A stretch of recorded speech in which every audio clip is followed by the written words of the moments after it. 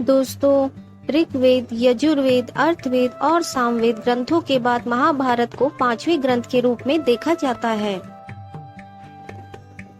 महाभारत में अधर्म की बात करें तो हमें दुर्योधन, शकुनी, दुशासन जैसे योद्धा तुरंत याद आते हैं, परंतु जो इस बुराई की जड़ था उसे सब अंधा होने के कारण अनदेखा कर देते हैं, वह है धृतराष्ट्र। यदि वह इतना महत्वाकांक्षी व पुत्र मोह में अंधा ना होता तो शायद महाभारत का युद्ध ही ना होता।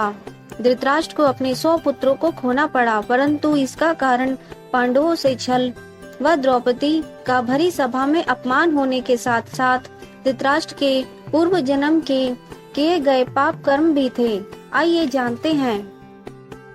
पुराने समय की बात है। एक तानाशाह निरंकुश पापी राजा रहता था। वह घमंडी व अत्यंत अत्याचारी था। एक बार वह नदी किनारे भ्रमण करने निकला। उसकी दृष्टि एक पेड़ पर पड़ी जिस पर बहुत सारे हंस बैठे हुए थे।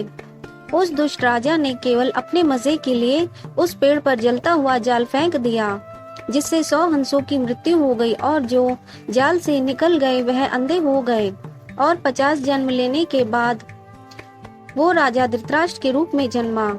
जन्म से ही वह अंधा था। अपने 100 पुत्रों की मृत्यु के बाद उसने भगवान श्री कृष्ण से पूछा कि उन्होंने उसे उस जन्म के कर्म का फल इस जन्म में क्यों दिया। इस कर्म का दंड वह पहले के जन्म में भी भुगत सकता था।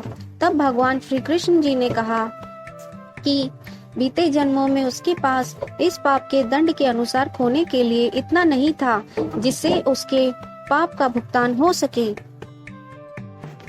आपको ऐसी ही रोचक जानकारियाँ मिलती रहे, इसके लिए हमारे बेल आइकन को प्रेस करना ना भूलें। धन्यवाद।